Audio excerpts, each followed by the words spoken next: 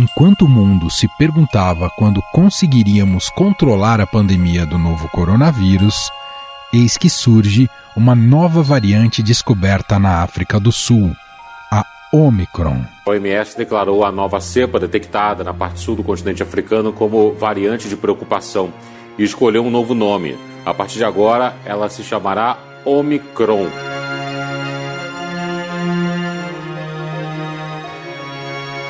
No alfabeto grego, ela é a 15ª letra. Para nós, mais um motivo de preocupação em relação ao seu poder de contaminação. Nesta segunda-feira, a Organização Mundial da Saúde alertou os países que o risco global da variante Omicron é muito alto. We don't yet know whether Omicron is associated with more transmission, more severe disease, more risk of reinfections, or more risk of evading vaccines. A entidade destaca que as principais preocupações residem na capacidade de transmissibilidade da nova cepa, se as vacinas existentes têm potencial para conter a Omicron e se ela pode levar a casos mais graves. No entanto, a variante que foi identificada pela primeira vez em 24 de novembro na África do Sul ainda está sendo estudada pelas autoridades. O que já se sabe é que a Omicron apresenta 50 mutações. Cerca de 30 estão localizadas na chamada proteína Spike, aquela que permite a entrada do vírus nas células humanas e é um dos principais alvos das vacinas contra a Covid-19. Os cientistas temem que a Omicron possa ser mais transmissível e driblar o sistema imunológico. Em termos práticos, isso significa não só um número maior de infecções, o que aumenta, consequentemente, o número de hospitalizações e mortes, mas também a possibilidade de que as vacinas disponíveis hoje sejam menos eficazes contra ela.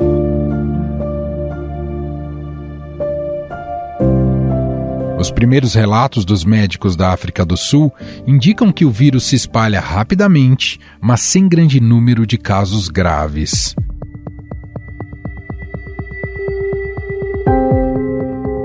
Desde que a notícia da nova variante foi dada, países começaram a estudar uma forma de conter a Omicron. O governo britânico, à frente da presidência rotativa do G7, convocou, neste domingo, uma reunião de emergência com os ministros da saúde dos países membros para tratar da questão da nova variante do coronavírus. Hoje, diante dessa situação, ministros da saúde do G7 estão reunidos. Foi uma reunião convocada ontem pelo Reino Unido de emergência, justamente para debater esse tema e, claro, traçar novas ações para tentar impedir a disseminação rápida dessa variante que tem mais de 30 mutações na proteína chamada Spike.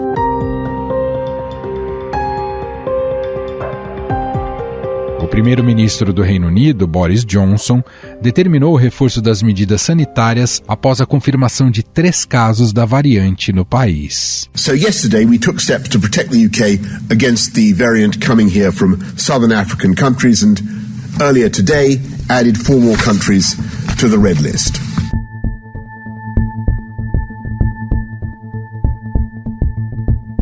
A Omicron continua se espalhando pelo mundo. Com novos casos confirmados por Austrália, Dinamarca e Holanda, a nova cepa já foi identificada em 4 continentes: Ásia, Europa, Oceania e África. O presidente americano Joe Biden também veio a público nesta segunda-feira para tranquilizar os cidadãos sobre a nova variante. O país também fechou as fronteiras para voos vindos de nações africanas. This variant is a cause for concern, not a cause for panic. We have the best vaccine in the world, the best medicines, and we're learning more every single day. A Omicron também atingiu o futebol. Os belenenses, que é um clube da primeira divisão do campeonato português, teve confirmado nesta segunda-feira um surto da nova variante. No sábado, o modesto clube do bairro de Belém, em Lisboa, se viu em uma situação surreal, privado de 14 jogadores do elenco por um surto de Covid, além do treinador e vários integrantes da comissão técnica. O belenenses teve que escalar atletas improvisados, incluindo um goleiro na posição de atacante. Ainda assim, a equipe só entrou em campo com 9 jogadores, sem substitutos no banco de reservas. A partida provocou grande polêmica porque foi interrompida apenas no início do segundo tempo, quando o Belenenses tinha 6 jogadores e o Benfica vencia por 7-0. No Brasil, o governo também investiga um caso suspeito de um brasileiro recém-chegado da África do Sul e que testou positivo para a Covid-19.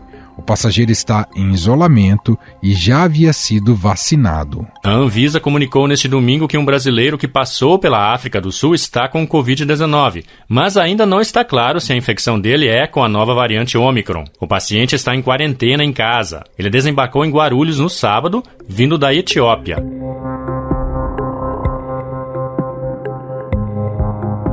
O ministro da Saúde, Marcelo Queiroga, em reunião com sua equipe, tentou acalmar a situação e disse que o país está preparado para enfrentar a nova variante. Como sabemos, recentemente foi detectada na África do Sul uma nova variante, Ômicron.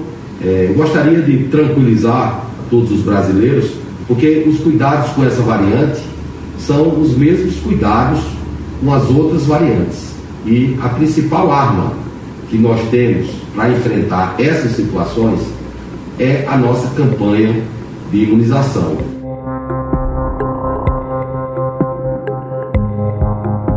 Para tentar conter a nova variante, Estados Unidos, Brasil, Canadá, países da União Europeia, Austrália, Japão, Coreia do Sul, Indonésia, Arábia Saudita e Tailândia, entre outros, impuseram restrições de viagens vindas da África do Sul, onde a Ômicron possivelmente teve origem. A exemplo de outros países, o Brasil decidiu fechar os aeroportos para passageiros vindos de 6 países africanos. A medida foi adotada pelo governo antes mesmo que essa questão se transformasse numa nova polêmica envolvendo a pandemia.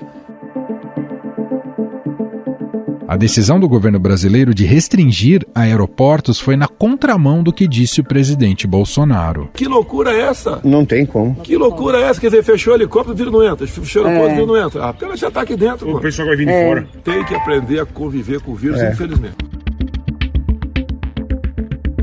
Para entender um pouco mais sobre a nova variante, nós vamos conversar agora com o médico infectologista Júlio Croda, pesquisador da Fiocruz.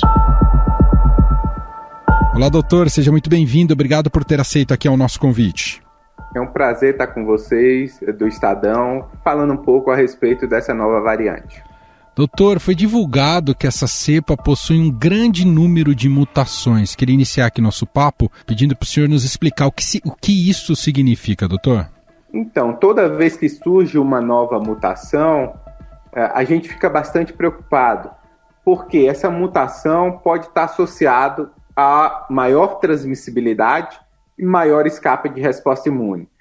Essas mutações, elas podem ser distribuídas, né, pelo genoma do vírus, mas o que chama a atenção é um grande número de mutações na proteína spike, que é aquela proteína que é a chave do vírus, que se liga na célula e que permite que ele infecte a célula e, eventualmente, cause a doença, né? Quando a gente observa as vacinas que nós temos, né, excluindo aquelas vacinas de vírus inativados como a Coronavac, todas as outras vacinas, elas são idealizadas através do modelo dessa proteína e eles utilizam a proteína original do vírus de Wuhan. Então, se você tem muitas mutações nessa proteína, que é a chave de entrada para o vírus, pode ser que as vacinas que a gente utiliza deixem de funcionar. Pode ser que as pessoas que já tiveram a doença, né, e criaram anticorpos contra o vírus, aquele vírus que já circulou, pode ser que esses anticorpos não neutralizem mais o vírus, ou seja, não proteja mais as pessoas para essa nova variante. Por isso que toda essa preocupação que a gente tem. Bom, com a pandemia, doutor, nós aprendemos muito de maneira mais próxima qual é o tempo da ciência, né, o timing da ciência. Queria te ouvir, né, nesse momento que a gente acabou de descobrir essa nova cepa, exatamente que ponto a ciência está debruçada nesse momento? Porque ainda não tem respostas tão definitivas, ainda que esteja se atuando de maneira muito rápida e num esforço coletivo, não é, doutor? Não tem nenhuma resposta definitiva ainda, é tudo muito novo, né? A gente supõe que ela tem maior transmissibilidade, porque ela se tornou predominante ali naquela região onde ela surgiu, ela superou a variante Delta naquela região específica, mas a gente não sabe se ela tem maior escape de resposta imune, se as vacinas continuam protegendo, se a pessoa que já foi infectada por outra variante continua protegida para essa nova variante. Então, são muitas dúvidas, né? A gente também não sabe se ela é mais letal, são muitas dúvidas, e o que a gente pode afirmar é que talvez, né, aquela resposta celular que a gente tem, principalmente, que protege a gente contra a hospitalização e óbito, ela pode sim permanecer como permaneceu para as outras variantes. A gente sabe que toda variante apresenta algum grau de escape de resposta imune, alguma queda de anticorpo neutralizante, mas a gente continua protegido para a hospitalização e óbito. É uma verdade, doutor, li isso em alguns artigos, mas é uma verdade de que há sempre uma tendência de o vírus perder letalidade com o avanço da pandemia, ou isso só foi verificado em outras pandemias e não necessariamente se aplica à situação da Covid-19? A letalidade, né, geralmente ocorre porque a população adquire resposta imunológica, né? E de alguma forma isso protege para as formas mais graves. Então a pessoa, é como a gente agora, as pessoas estão vacinadas, às vezes adquirem a doença e não tem aqueles sintomas mais graves, não tem perda de olfato, não tem falta de ar, às vezes tem um sintoma gripal que a pessoa fala, isso não é Covid, mas é, justamente porque aquela pessoa está vacinada. Então, assim, o local onde ela surgiu e o contexto não nos permite dizer que ela é menos grave, porque ela surgiu num contexto de países com baixa cobertura, com elevada transmissibilidade e, portanto, no contexto também de países onde tem elevada prevalência de HIV. Tem relatos falando que muito provavelmente essa nova variante surgiu nesse contexto, onde a resposta imune já não era tão efetiva, o que permitiu essa evolução muito rápida, com esse número bastante importante de mutações. Então, não necessariamente a evolução está associada com perda de letalidade, de gravidade. Mas a gente espera que isso aconteça, né? Tomara que seja que realmente seja isso, ela se torne uma variante mais transmissível, que não tenha escape de resposta imune, que ela seja uma variante predominante e menos letal. Ainda que estejamos numa fase muito preliminar, seria importante, no caso brasileiro, antecipar a terceira dose da vacina? Sim, seria muito importante a gente ter toda a população vacinada com 2 doses e toda a população com a terceira dose, né? No que o Ministério da Saúde já coloca, 5 meses, alguns estados já anteciparam para 4 meses, mas principalmente antecipar aquelas pessoas mais vulneráveis, os idosos e os imunossuprimidos. Então, esses 2 grupos é importante ter 100% de cobertura com a terceira dose, com a dose de reforço, para a gente garantir que não vai ter um aumento de hospitalização e óbito. Caso a variante seja identificada no Brasil, né, e já tem inclusive um passageiro que veio da África do Sul, né, que foi testado e tudo mais. Bom, caso seja de fato identificado, quais medidas precisam ser tomadas, doutor? Primeiro, sempre as medidas que a gente tomaria com o surgimento de qualquer outra variante, né? A gente tem que sempre estar atento aos viajantes nesse momento, os casos importados, fazer a testagem dessas pessoas, a quarentena, o isolamento por 10 dias e buscar os contactantes. A gente teria que rastrear todo mundo que teve contato com essa pessoa e testar as pessoas que tiveram contato, que eventualmente apresentem sintoma. Manter esses contatos em isolamento é fundamental. Aguardar o período de 10 a 14 dias, que é de observação desses contatos. Todos que apresentarem sintoma nesse período testar para o Covid-19, se positivo, fazer novo rastreamento de contato, isolar novamente os contatos desses casos secundários. É muito precoce ou os governos já precisam preparar um esquema especial nos sistemas de saúde, doutor? Eu acho que é muito precoce, mas a própria Organização Mundial de Saúde já acendeu esse alerta, né? E deixa claro que para combater essa nova variante é necessário focar na vacinação. Então a gente está em tempo de melhorar nossas coberturas vacinais, é necessário insistir nesse aspecto, e os estados que têm baixa cobertura vacinal, eu acho que é interessante, né, já pensar como se preparar com seus planos de contingência. Todo estado tem que ter seu plano de contingência em relação à abertura de novos leitos, se for necessário. A gente não tem como responder afirmativamente essa pergunta, porque a gente não sabe a questão principal, como que as vacinas vão se comportar perante essa nova variante. Depois que a gente tiver essa resposta, fica mais claro se essa variante vai ter impacto ou não em termos de aumento de número de hospitalização, eventualmente óbito. E a partir dessa resposta, doutor, é que as farmacêuticas poderão pensar se conseguem atualizar as vacinas com base nessa nova variante?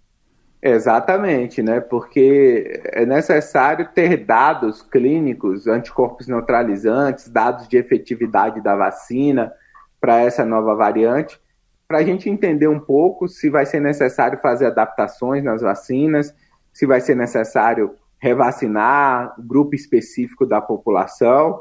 Então, a gente não tem ainda nenhuma resposta para essas questões, né? O senhor tocou num ponto muito relevante, né, falando de medidas protetivas.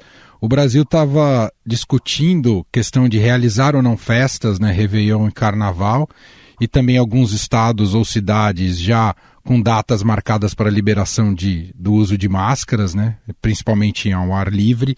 O senhor entende que é preciso repensar um pouco mais essas reaberturas diante da nova variante? Sim, a gente já tinha falado um pouco e a gente sempre está alertando que os estados com baixas coberturas vacinais ou cidades com baixas coberturas vacinais abaixo de 70% não pode flexibilizar essas medidas individuais, né? Os estados e cidades acima de 80% da população completamente vacinada, pode-se discutir algum tipo de flexibilização, principalmente para ambientes abertos que não são associados à aglomeração. Diferente de Réveillon, de Carnaval, de festas de final de ano, que podem ocorrer em ambientes fechados ou abertos, mas sempre estão associados à aglomeração e com risco elevado de transmissão. Então não é prudente, por conta da nossa cobertura vacinal ainda está similar à da Alemanha, da Áustria,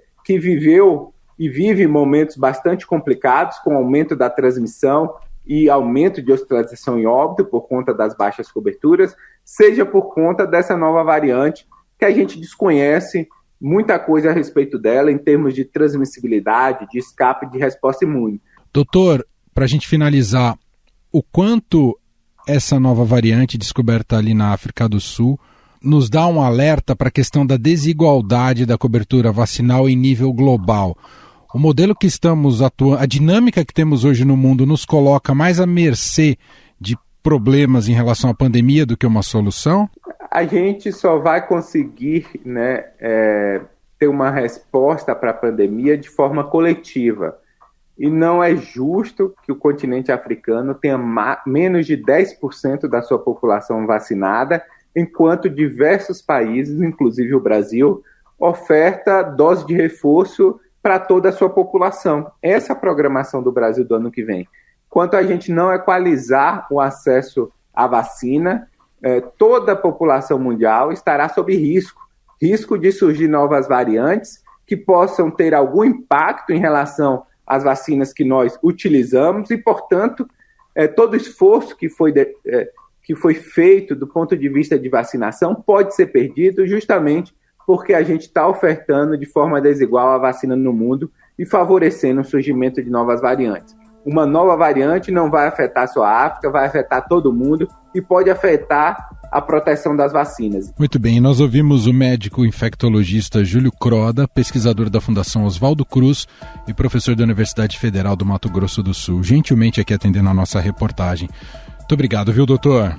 Um prazer falar com os ouvintes do Estadão e estou à disposição para retornar no podcast para um novo bate-papo a respeito do Covid-19.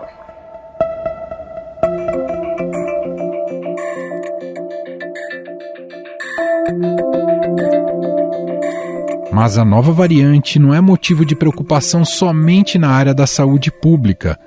A nossa já debilitada economia também deve sentir os efeitos da Omicron. As principais bolsas da Ásia, incluindo China, fecharam em queda nesta segunda-feira em meio a preocupações com a recém-descoberta da variante. Na sexta-feira passada, quando houve o anúncio sobre a Omicron, bolsas de todo o mundo foram impactadas. O temor causado pela nova variante fez as bolsas de valores caírem com força em todo o planeta. No Japão, o índice Nikkei teve queda de 2,53%. A bolsa de Frankfurt, na Alemanha, recuou 4,15%. Já nos Estados Unidos, o índice Dow Jones teve queda de 2,53%. Aqui no Brasil, o Ibovespa caiu 3,39%. O recuo de 3,39% do Ibovespa foi a maior queda diária desde 8 de setembro. Com isso, empresas brasileiras perderam mais de 140 bilhões de reais em valor de mercado, segundo o levantamento da provedora de informações financeiras Economática. Além disso, a possibilidade de novos lockdowns e a necessidade dos governos voltarem com programas de auxílio financeiro à população também mexe com o mercado. Para falar sobre os impactos econômicos da nova cepa do coronavírus, convidamos a economista Juliana Inhas, coordenadora do curso de graduação de economia do INSPER. Olá, professora, tudo bem? Seja muito bem-vinda. Oi, Emanuel, tudo bem? Um prazer conversar contigo novamente. Professora, se essa nova variante, claro que ainda está muito no princípio, né, entendimento sobre ela, mas se ela exigir medidas mais restritivas por parte dos governos, que tipo de impacto isso pode ter no desempenho da economia? É motivo para pânico já, professora? Olha, ainda não é um motivo para pânico, porque as informações ainda a respeito dessa nova variante sul-africana são muito dispersas e a gente ainda carece de um pouco mais de informação para entender, inclusive, o alcance que isso pode tomar, né? A gente viu notícias mais recentes falando que talvez essa variante não seja tão nociva e traga tantos problemas, traga tantos danos às pessoas contaminadas como outras variantes. Então, isso é óbvio, não deve ser um motivo pelo qual a gente deva não se preocupar com essa variante. Acho que qualquer informação nova, qualquer surgimento de novas variantes que podem, de fato, causar danos econômicos, sociais e fitossanitários devem ser levadas muito a sério,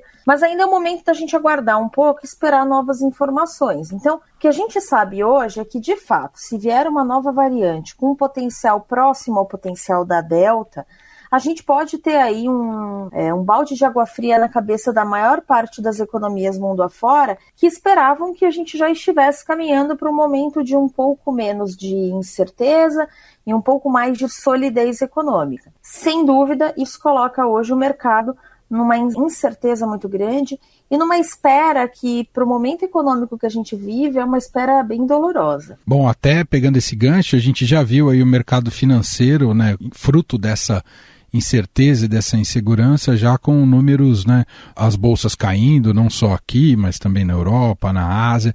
Isso é natural, pensando para o mercado financeiro, que reage mais rapidamente a esse tipo de informação, professora? É natural, sim. A gente sabe que nesses momentos de grande incerteza, em que a gente não sabe direito como as coisas vão caminhar, o mercado financeiro ele reage muito rapidamente, levando em consideração o histórico recente que ele tem. O histórico recente que ele tem sobre o Covid é que a gente tem impactos que são significantes para as economias, né? A gente já vem aí de mais de 1 ano e meio de pandemia, com situações de várias economias entrando em lockdown, com uma atividade econômica muito rebaixada, com crescimento econômico muito baixo.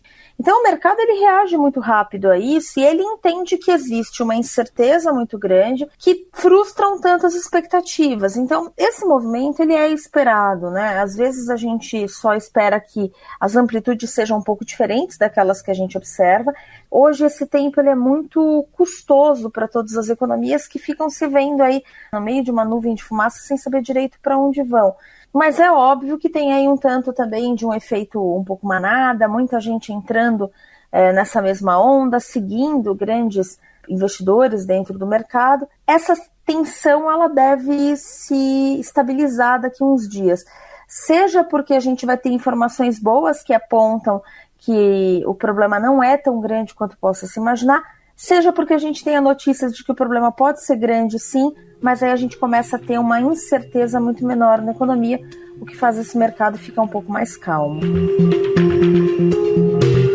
No Brasil, pode se agravar o cenário inflacionário, que já não anda tão fácil assim, professor? Infelizmente, sim. Esse cenário inflacionário pode se agravar à medida que, primeiro, a gente tem uma economia que já sofreu muitos dos efeitos aí da Covid nos últimos meses, nos últimos 2 anos praticamente, uma atividade econômica que se desarticulou bastante, a gente viu muita gente fechando, muita empresa falindo, então isso por si só já coloca o nível da atividade econômica brasileira inferior àquele que a gente gostaria de enxergar, mas para além disso, a gente não pode esquecer que, como o Brasil é um grande produtor de commodities, em momentos onde a atividade econômica mundial se rebaixa, fica menos intensa, os países deixam de produzir ou passam por situações como essas que a pandemia trouxe para a gente, isso faz com que muitos países lá fora precisem cada vez mais importar especialmente esses produtos como os que o Brasil produz e exporta. Se por acaso lá fora essas necessidades ficarem cada vez mais evidentes num cenário de muita incerteza,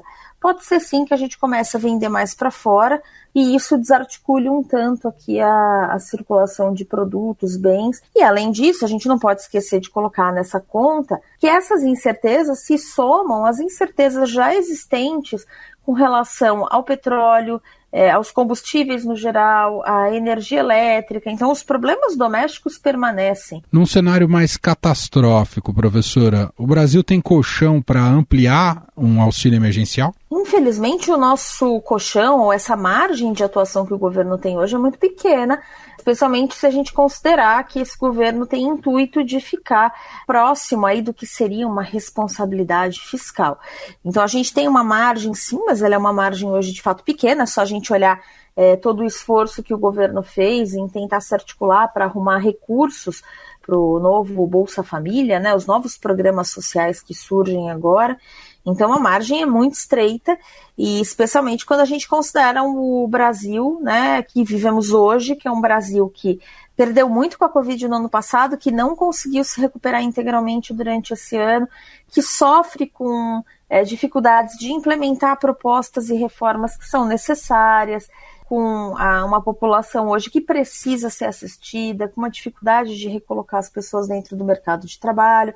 Então o governo hoje está muito desarticulado, o governo hoje de fato não tem dinheiro para conseguir bancar auxílios elevados, e num cenário onde que de fato essa nova variante chegue e coloque a economia novamente num modo de espera, né, desarticulação de setores, pessoas ficando presas dentro das suas casas, etc., isso pode se reverter num cenário de fato muito negativo, porque hoje, para que o governo consiga fazer frente a uma situação como essa, ele vai ter que usar mecanismos aí que vão tanto contra os objetivos dele, por exemplo, de tentar colocar o lado fiscal em ordem, de manter as contas públicas minimamente estáveis. Então, muito provavelmente, ele vai ter que pensar em outros caminhos, caso ele queira ficar nessa responsabilidade fiscal. Se ele quiser tentar ficar perto disso, ou ele vai ter que procurar outros caminhos, ou ele vai ter que abrir mão disso. E aí os custos, a gente já sabe bem como são, eles vêm ao longo do tempo, e o custo social, infelizmente, é muito alto. Ainda é muito cedo, talvez, é mais um elemento de incerteza, né, para as próximas semanas, próximos meses, como é que a pandemia vai ficar. Mas Paulo Guedes já vinha com dificuldades para ter um PIB satisfatório. mas todo esse cenário coloca ainda mais em dificuldades, né? A questão de apresentar resultados positivos e de ter um diagnóstico de retomada real na economia brasileira, não é, professora?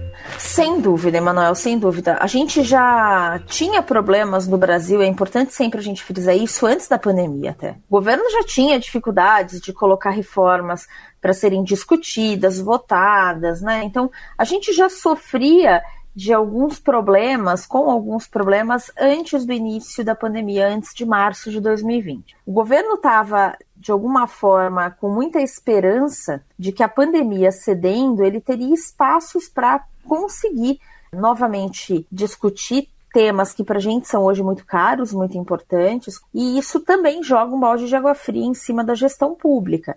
As dificuldades só vão se somar àquelas pré-existentes. A gente não pode esquecer, Manuel, que 2022 é um ano de eleição. Se a gente tiver aí 6 primeiros meses muito focados em eventualmente conseguir controlar uma nova variante, conseguir achar recursos para auxiliar a população diante de um cenário mais negativo, certamente a gente está perdendo, né, e pelo menos de maneira política, os 6 meses que nós poderíamos estar atuando para tentar colocar outras reformas aí em pé. E como você bem mencionou, ele já tinha dificuldades, a gente agora só vai somar dificuldades nessa agenda pública. Nós ouvimos a economista Juliana Inhas, coordenadora do curso de graduação de economia do INSPER. Muito obrigado, viu, professora? É um prazer conversar contigo, Emanuel. Um abraço e até a próxima.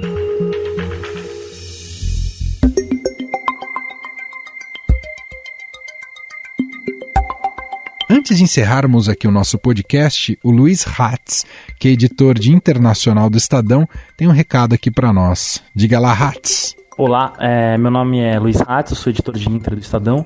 Eu estou aqui para convidar vocês para ouvir amanhã às 17 horas o podcast especial Democracia em Erosão no Estadão Notícias, onde eu vou conversar com os meus colegas Cristiano Dias, Fernanda Simas e Renato Vasconcelos sobre os principais riscos para a democracia no ano que vem e também fazendo aí um remember do que rolou esse ano, as principais ameaças democráticas que a gente viu no mundo. Fica ligado no Estadão Notícias, não perca.